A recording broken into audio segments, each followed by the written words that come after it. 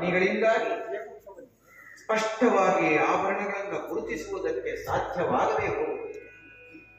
ನೋಡಿದೆಯಾ ಈ ಆಭರಣಗಳನ್ನು ಅಂತ ಲಕ್ಷ್ಮಣನಲ್ಲಿ ಕೇಳಿದರೆ, ನಾಹಂ ಜಾನಾಮಿ ಕೇಯೂರೇ ನಾಹಂ ಜಾನಾಮಿ ಕುಂಡಲೆ. ತಾನು ನಿತ್ಯ ಪಾದಾಭಿವಂದನ ಮಾಡುವಾಗ ಅವರ ನೂಪುರಗಳನ್ನು ಕಂಡು ಇದು ಸೀತೆಯದ್ದೇ ಅಂತ ದೃಢೀಕರಿಸಿದನಷ್ಟೇ.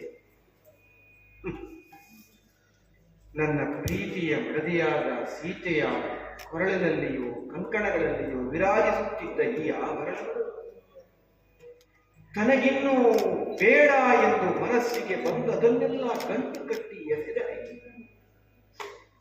ಅಯೋಧ್ಯೆಯ ಕುಲವಧುವಾದಂತಹ ಸೀತೆ ಆಭರಣಗಳ ಮೇಲಿನ ಮೋಹವನ್ನೇ ಕಳೆದುಕೊಂಡಳು ಎಂಬ ಸುದ್ದಿಯನ್ನ ನನಗೆ ತಲುಪಿಸಿದರೆ, ಅನ್ನ ಹರಿಣಕ್ಕೆ ಆಸೆ ಪಟ್ಟು ನಮ್ಮಿಂದ ದೂರವಾಗುವುದಕ್ಕೆ ತಾನು ಕಾರಣನಾದೆ ಎಂಬ ಸತ್ಯ ಮನವರಿಕೆ ಆಗಿರಬೇಕು ಸೀತೆಗೆ. ಹಾಗಾಗಿಯೇ ಹೊನ್ನಿನ ಮೇಲಿನ ಆ ಎಲ್ಲ ಮೋಹಗಳನ್ನು, ತನ್ನ ಎಲ್ಲ ಅಪೇಕ್ಷೆಗಳನ್ನು ಬಿಟ್ಟು ಬಿಟ್ಟಳೆ. ಪರಮ ಸಾಧ್ವಿ ಸೀತೆ ತನಗೆ ಬೇಕು ಅಂತ ಏನನ್ನೂ ಕೇಳಿದವಳಲ್ಲ. ಅದೊಂದು ಅಪೇಕ್ಷೆಯನ್ನ ಪಂಚವಟಿಯಲ್ಲಿ ಮಾಡಿದಳು. ಅವಳ ಬದುಕಿನ ಪಥಕ್ಕೆ ಮುಳುವಾಯಿತ ಅಪೇಕ್ಷೆ. ಅದನ್ನ ನಾವು ಇಂದಲ್ಲ ನಾಳೆಯಾದರೂ ಆರ್ಜಿಸಿಕೊಡುತ್ತಿದ್ದೆವು ಎಂಬ ಮಾತನ್ನ ಹೇಳುವ ಅವಕಾಶವೂ ಇಲ್ಲವೇ. ಎಲ್ಲ ಆಭರಣಗಳನ್ನು ಕಿತ್ತು ಬಿಸಾಡುವಾಗ ಎಷ್ಟು ನೊಂದಳೋ ಸೀತೆ. ಆ ಎಲ್ಲ ಆಭರಣಗಳನ್ನು ಗಂಟು ಕಟ್ಟಿದಳು ಎನ್ನುವಲ್ಲಿ ನನಗೊಂದು ಆಸೆ ಚಿಗುರುತ್ತಿದೆ. ಯಾವುದೆಲ್ಲವನ್ನೂ ಬೇಡ ಎಂದು ತಾನು ತಿರಸ್ಕರಿಸಿದಳೋ ಆ ಎಲ್ಲ ತಿರಸ್ಕಾರದ ಭಾವಗಳ ರೂಪಕಗಳನ್ನ ಗಂಟು ಕಟ್ಟಿ ತಾನು ತನ್ನ ಮನಸ್ಸೆಂಬ ಸೂತ್ರದಿಂದ ನಿಗ್ರಹಿಸಿದ್ದೇನೆ ಎನ್ನುವ ಸಂದೇಶವನ್ನ ಪ್ರಪಂಚಕ್ಕೆ ಸಾರುವುದಕ್ಕಾಗಿ ಲೋಕದಲ್ಲಿ ಸಜ್ಜನರ್ಯಾರು ಸಾತ್ವಿಕರ್ಯಾರು ಎಂದು ಊಹಿಸಬಲ್ಲ ಮೇಧೆ ನನ್ನ ಸೀತೆಗಲ್ಲವೇ. ಆದುದರಿಂದಲೇ ಅದು ಈ ಪ್ರದೇಶದಲ್ಲಿ ಇರಬೇಕು. ಜಟಾಯುವನ್ನ ಕಂಡು ನಾವು ಬರುವ ತನಕ ನೀನು ಪ್ರಾಣವನ್ನ ಹಿಡಿದಿಡು ಎಂಬ ಮಾತನ್ನಾಡಬಲ್ಲ ಸೀತೆ. ಭೂತಾನು ಕಂಪಿಯಾದ ಸೀತೆಗೆ ಈ ಕವಿಗಳು ಕಂಡಿರಬೇಕು. ಕಂಡ ಕಾರಣಕ್ಕೆ ವಿಶ್ವಾಸಿಕರು ಅಂತ ಗುರುತಿಸುತ್ತಾಳೆ ಅಂತಾದರೆ, ಪ್ರಕೃತಿಯ ಪ್ರತೀಕವಾದಂತಹ ಸೀತೆ ಹೀಗೊಂದು ಸೂಚನೆಯನ್ನ ನನಗೂ ಕೊಟ್ಟಿದ್ದಾಳೆ ಎಂತಾದರೆ, ಅಪ್ಪ ಸೀತೆಯ ಮೇಧೆಯೇ.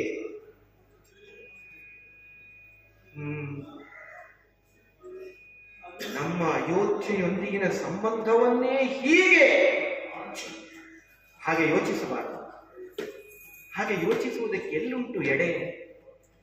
ದುಃಖದಿಂದ ನೊಂದ ಸೀತೆ ನಮಗೊಂದು ಸಂಕೇತ ಹೀಗೆ ಮುಟ್ಟಲೇಬೇಕು ಎಂಬ ಕಾರಣಕ್ಕಾಗಿ ಈ ಮಾರ್ಗದಲ್ಲಿ ಹೀಗೆ ಎಸೆದಿದ್ದಾಳೆ. ಇದು ಸತ್ಯ. ಇದಕ್ಕಾಗಿ ನಾನು ಹೊರಗಬಾರದು. ಈ ಭಾವಗಳನ್ನು ಸಂಗ್ರಹಿಸಿಟ್ಟುಕೊಂಡು, ಈ ಭಾವ ತೋರುವ ವಿಚಾರಗಳನ್ನು ಘನೀಕರಿಸಿಕೊಂಡು ನಾನು ಮಾಡಬೇಕಾದ ಕರ್ತವ್ಯದತ್ತ ಮುಂಬರಿಯುವುದೇ ದಿಟವಾದದ್ದು, ಸತ್ಯವಾದದ್ದು, ಧರ್ಮವಾದದ್ದು. ಸುಗ್ರೀವ, ಶ್ರೀರಾಮ, ಈ ಆಭರಣಗಳು ನನ್ನ ಪ್ರೀತಿಯ ಮಡದಿಯಾದ ಸೀತೆಯದ್ದೇ. ಈ ಆಭರಣಗಳನ್ನು ಧರಿಸುವ ಯೋಗ ಅವಳಿಗಿದ್ದರೆ ಮತ್ತೊಂದು ಸಂದರ್ಭ ಒದಗಿ ಬಂದು ಈ ಆಭರಣಗಳು ಅವರ ದೇಹದಲ್ಲಿ ಶೋಭಿಸುತ್ತವೆ. ಅಲ್ಲಿಯವರೆಗೆ ಇದನ್ನು ಜತನದಿಂದ ಕಾಪಾಡಿಕೊಂಡು, ರಾಮಚಂದ್ರ, ನೀವು ಭಾಗ್ಯವಂತರು ಎನ್ನುವುದಕ್ಕೆ ಇದಕ್ಕಿಂತ ಮೇಲಿನ ದೃಷ್ಟಾಂತವಿಲ್ಲ. ನಿನ್ನ ಕಣ್ಣಲ್ಲಿ ಮಾತ್ರ ಅಲ್ಲ, ನೀವು ವಿಶ್ವಾಸಿಕರು ಎನ್ನುವುದಕ್ಕೂ ಕೂಡ ಇದಕ್ಕಿಂತ ಬೇರೆ ಉದಾಹರಣೆ ಬೇಕಿಲ್ಲ. ನನ್ನ ಸೀತೆಯ ಆಭರಣಗಳನ್ನು ಮೊದಲಾಗಿ ಭೂಸ್ಪರ್ಶವಾಗುವುದರೊಳಗಾಗಿ ಕೈಯಲ್ಲಿ ಹಿಡಿದವರು ನೀವು, ಅದನ್ನು ಹಾಗೆ ಕಾಪಿಟ್ಟವರು ನೀವು. ಭೂಜಾತೆಯ ಕೊರಳಿನಲ್ಲಿ ಶೋಭಿಸಿದಂತಹ ಇಂತಹ ಪರಮ ದಿವ್ಯವೂ ಶ್ರೇಷ್ಠವೂ ಪಾವನವೂ ಪುನೀತವೂ ಆದ ಆಭರಣಗಳನ್ನು ಅಂಗೈಯಲ್ಲಿ ಹಿಡಿಯುವ ವಿಶೇಷಕ್ಕೆ ನೀವು ಭಾಜನರಾಗಿದ್ದೀರಿ ಅಂತಾದರೆ ಇದಕ್ಕಿಂತಲೂ ಹೆಗ್ಗಳಿಕೆ ದೊಡ್ಡದು ಇನ್ನೇನು ಬೇಕು ನಿಮಗೆ? ಕಾಪಿಟ್ಟು ರಾಮಚಂದ್ರ, ನಿಮ್ಮ ಕಣ್ಣುಗಳಲ್ಲಿ ಮಾತ್ರ ಅಲ್ಲ, ನಮ್ಮ ಕಣ್ಣುಗಳಲ್ಲಿಯೂ ನೀವು ಬಿಡ್ತಾ ಇದ್ದೀರಿ. ಸರಿಯಾದ ಜನರಲ್ಲಿಯೇ ನಾವು ಅದನ್ನು ತಲುಪಿಸಿದ್ದೇವೆ ಎನ್ನುವಂತ ಸಂತೋಷ ಒಂದಾದರೆ ಅದನ್ನು ತಲುಪಿಸುವ ಮೂಲಕವಾಗಿ ನಿಮ್ಮ ಕಣ್ಣೀರಿಗೂ ಕಾರಣನಾದನಲ್ಲ ಎನ್ನುವಂತಹ ಭಾವವೂ ನನ್ನನ್ನು ಆವರಿಸ್ತಾ ಇದೆ. ರಾಮಚಂದ್ರ, ಹಾಗೆ ಚಿಂತಿಸಬೇಕಾಗಿಲ್ಲ. ರಾಮಚಂದ್ರ, ಅಯೋಧ್ಯೆಯ ಸಂಸ್ಕಾರವನ್ನು ನೋಡಿ ಮನಸ್ಸು ಉಬ್ಬಿ ಬರ್ತಾ ಇದೆ. ಲಕ್ಷ್ಮಣದ್ದು ನಿನ್ನದ್ದು ಅಯೋಧ್ಯೆಯ ಸಂಸ್ಕಾರ, ಅಲ್ಲದೆ ಅಯೋಧ್ಯೆಯ ಸಂಸ್ಕೃತಿ ಅದು. ನಮ್ಮ ಕಿಷ್ಕಿಂಧೆಯ ಸಂಸ್ಕೃತಿಯನ್ನು ನೋಡು, ನಮ್ಮ ಜನರ ಸಂಸ್ಕಾರವನ್ನು ನೋಡು. ನಿಂತಲ್ಲಿಯೇ ಅದನ್ನು ತುಲನೆ ಮಾಡಿ ಲಕ್ಷ್ಮಣನ ಮಾತು, ವಾಲಿಯ ಮಾತು. ವಾಲಿ ನನ್ನ ಅಣ್ಣ, ಅವನ ಸಂಸ್ಕಾರ ಏನು, ಸಂಸ್ಕೃತಿ ಏನು? ಲಕ್ಷ್ಮಣ ನಿನ್ನ ತಮ್ಮ, ಅವನ ಸಂಸ್ಕಾರ ಏನು, ಸಂಸ್ಕೃತಿ ಏನು? ಕಾಲೊಂದುಗೆಯನ್ನು ಬಿಟ್ಟು ಬೇರೆಯೊಂದನ್ನು ನಾನು ಅರಿಯೇ ಎಂದು ಹೇಳಿದನಲ್ಲ. ಹೌದು, ಸುಗ್ರೀವ, ಯಾವುದಾದರೂ ಒಂದು ಘಟನೆಯಿಂದ ದುಃಖವಾಗುವುದು ಕೆಲವೊಮ್ಮೆ ಸಹಜ. ಆದರೆ ಆ ದುಃಖವನ್ನೇ ನಾವು ಬಹುದೀರ್ಘ ಕಾಲ ಎಳೆದುಕೊಂಡು ಹೋಗಬಾರದು. ಯಾಕೆಂದರೆ ಸುಖವಾಗಲಿ ದುಃಖವಾಗಲಿ ಅದು ಚಕ್ರದಂತೆ ತಿರುಗುತ್ತಲೇ ಇರಬೇಕು, ತಿರುಗುತ್ತಲೇ ಇರುತ್ತದೆ. ಅದಕ್ಕಾಗಿಯೇ ಬಲ್ಲವರು ಹೇಳಿದ್ದಲ್ಲವೇ, ಚಕ್ರಾರ ಪಂಕ್ತಿರಿವ ಗಚ್ಚತಿ ಭಾಗ್ಯ ಪಂಕ್ತಿ. ಆದುದರಿಂದ ಈ ದುಃಖವನ್ನ ಹತ್ತಿಕ್ಕಿಕೊಂಡು ನಾವು ಮಾಡಬೇಕಾದ ಕರ್ತವ್ಯವಿದೆ, ಕಾಲಯಾಪನೆ ಮಾಡುವ ಹಾಗಿಲ್ಲ. ಹಾಗಾಗಿ ಈಗ ನಿನ್ನ ಅಣ್ಣನನ್ನ ಕರೆಯುವುದಕ್ಕೆ, ಅವನೊಂದಿಗೆ ಯುದ್ಧ ಮಾಡುವುದಕ್ಕೆ ನೀನು ಸರ್ವ ಸನ್ನದ್ಧರಾಗು.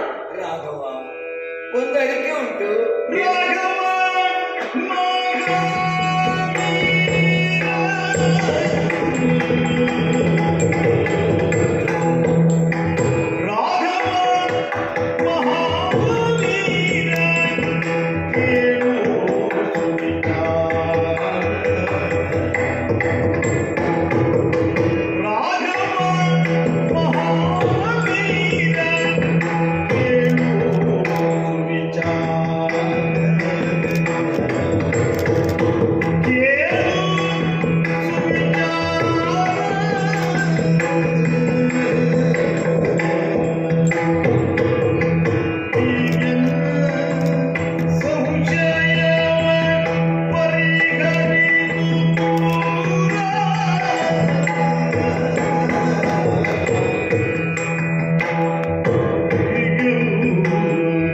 Solution.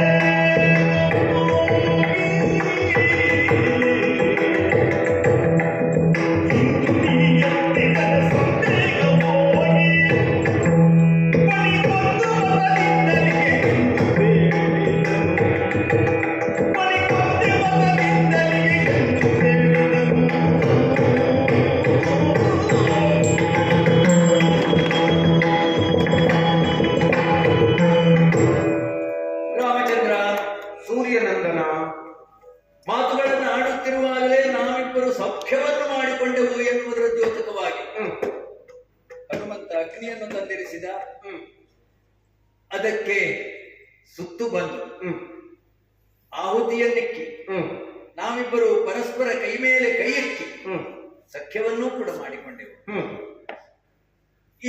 ಇಂದಿನಿಂದ ಮೇಲೆ ಹ್ಮ್ ನಿನ್ನ ದುಃಖವೇ ನನ್ನ ದುಃಖ,